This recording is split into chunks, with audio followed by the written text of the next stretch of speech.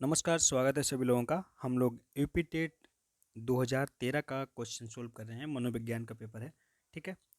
तो previous year question paper solve कर रहे हैं हम लोग। पहले इसके आगे के क्वेश्चन कर चुके हैं, आप लोग देख लेना, ठीक है। ये पार्ट दूसरा है। यहाँ से स्टार्ट करते हैं क्वेश्चनों को। पहला क्वेश्चन है आज का, बुद्धि एवं सृजनात्मकता से किस प्रकार से संबंध होता है या पाया गया है। तो यहाँ पर आपका राइट आंसर होता है धनात्मक। बुद्धि एवं सृजनात्मकता का संबंध होता है धनात्मक, ठीक है। तो पहला ऑप्शन आपका सही है।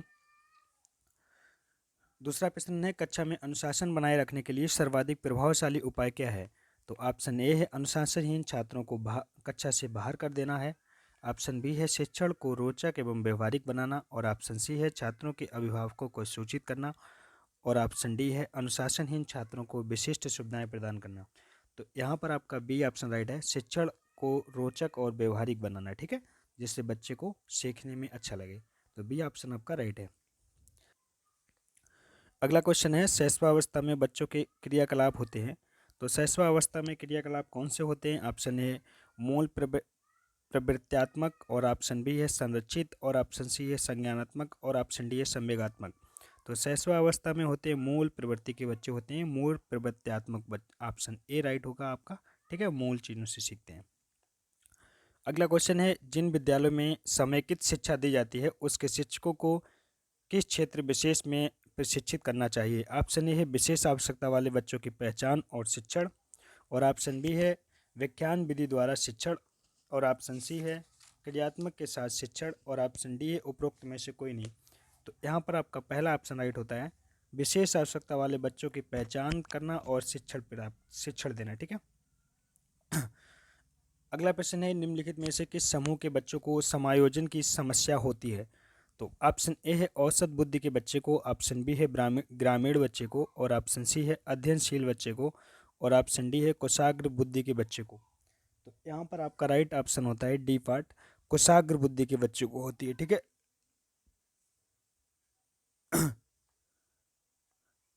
अगला प्रश्न है, किसी शिक्षक को यदि यह लगता है कि उसका एक विद्यार्थी जो पहले विषय वस्तु को भली प्रकार सीख रहा था उसमें स्थिरता आ गई है, शिक्षक को इसे किस रूप से देखना चाहिए। ऑप्शन ए सीखने की प्रक्रिया की स्वाभाविक स्थिति मानना चाहिए। ऑप्शन बी है विषय को स्पष्टता से पढ़ाना चाहिए। ऑप्शन सी है विद्यार्थी को प्रेरित करना चाहिए। और ऑप्शन डी उपचारात्मक शिक्षण करना चाहिए। तो यहाँ पर आपका पहला ऑप्शन सही होता है, सीखने की प्रक्रिया की स्वाभाविक स्थिति मानना चाहिए, ठीक है। तो पहला ऑप्शन आपका राइट था।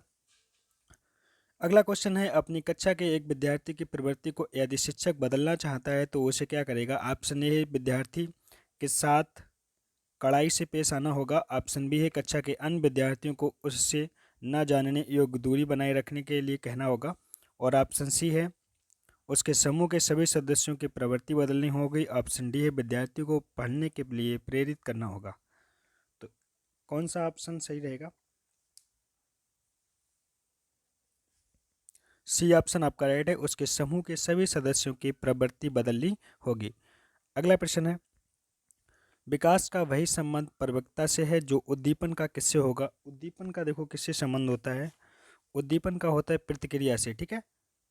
समझ में आया। तो बी पार्ट आपका राइट है, ठीक है। प्रतिक्रिया क्या होती है।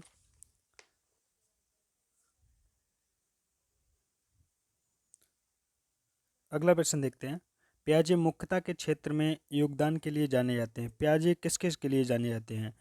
तो पियाजे साहब जाने जाते हैं संज्ञानात्मक विकास के लिए, ठीक है। भाषा विकास के लिए चौमस्की साहब आ जाते हैं, ठीक है। नैतिक विकास के लिए, ठीक है, कोहलर साहब आ जाएंगे।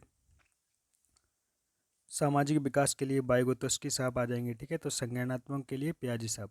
तो आपका बी ऑप्शन आपका राइट है। अगला प्रश्न है, जब कभी दो या अधिक व्यक्ति एक साथ मिलते हैं और एक दूसरे को प्रभावित करते हैं तो वे एक सामाजिक समूह का निर्माण करते हैं, यह कथन कैसा है। तो आंसर सत्य है, ठीक है। बी पार्ट आपका राइट है। अगला प्रश्न है, शिक्षण प्रक्रिया में निम्नलिखित में से किसका भली प्रकार ध्यान रखना चाहिए। विद्यार्थी की सक्रिय सहभागिता। तो ए ऑप्शन ही आपका राइट मिल गया यहाँ पर। अनुशासन और नियमित उपस्थिति, कोई लेना देना नहीं होता है। गृहकार जांच करने में कोई रुचि नहीं करेंगे। विषय वस्तु कठिनाई से, इसका भी कोई नहीं। पहला ऑप्शन आपका राइट है, ठीक है। अगर आप लोग निगेटिव वाले हटा देते हो तो आंसर पॉजिटिव वाला मिल ही जाएगा। अगला प्रश्न है, निम्नलिखित व्यक्तियों में से कौन अपने बच्चे को आंतरिक प्रेरणा दे रहा है? ऑप्शन ए है फादर रॉबर्ट अपनी कक्षा के उन बच्चों को चॉकलेट देते हैं जो अच्छा व्यवहार करते हैं। ऑप्शन बी, अगली कक्षा में कक्षात्रित पाने में पर आनंद कुमार अपने पुत्र को कहानी की पुस्तकें देते हैं। और ऑप्शन बी है अपने पुत्र के जन्मदिन पर गिरिजोश कुमार दावत देते हैं। ऑप्शन डी है विज्ञान विषय में सर्वोच्च अंक पाने पर राकेश कुमार अपने पुत्र की प्रशंसा करते हैं। तो यहाँ पर आपका डी ऑप्शन राइट है, ठीक है, डी पार्ट आपका राइट है। अगला प्रश्न है, बच्चों के सामाजिक विकास में का विशेष महत्व होता है, किसका होता है? तो खेल का विशेष महत्व होता है सामाजिक विकास में, ठीक है। बाल साहित्य का नहीं होता है, दिनचर्या का नहीं होता है, संचार माध्यम का नहीं होता है, खेल का सबसे इम्पोर्टेंट रोल होता है, ठीक है। अगला क्वेश्चन है, भाटिया बैटरी का प्रयोग निम्नलिखित में से किसके परीक्षण हेतु करते हैं? तो भाटिया बैटरी का प्रयोग करते हैं हम लोग बुद्धि के परीक्षण के लिए, ठीक है। तो बी ऑप्शन आपका राइट है, ठीक है। अगला प्रश्न है, कोलबर्ग का विकास सिद्धांत निम्न में से किससे संबंधित है? ऑप्शन ए है भाषा विकास से, और ऑप्शन बी है संज्ञानात्मक विकास से, और ऑप्शन सी है नैतिक विकास से, और ऑप्शन डी है सामाजिक विकास से। तो कोलबर्ग का सिद्धांत किस पे काम करता है? नैतिकता विकास पे, ठीक है, नैतिक विकास पर। तो सी ऑप्शन राइट हो गया। संज्ञानात्मक विकास के लिए जानते हैं प्याजे साहब, ठीक है, समझ लिया। और भाषा विकास के लिए चौमुस्की साहब, सामाजिक विकास के लिए वागोतस्की साहब, ठीक है। तो अगर वीडियो अच्छी लगी हो तो लाइक कर देना दोस्तों। अगली क्लास आपको आगे मिलेगी। थोड़ा गला ख़राब था, प्रॉब्लम थी, उसके लिए सॉरी अगर आपको कोई प्रॉब्लम हुई है। जय हिंद दोस्तों, मिलते हैं अगली वीडियो में।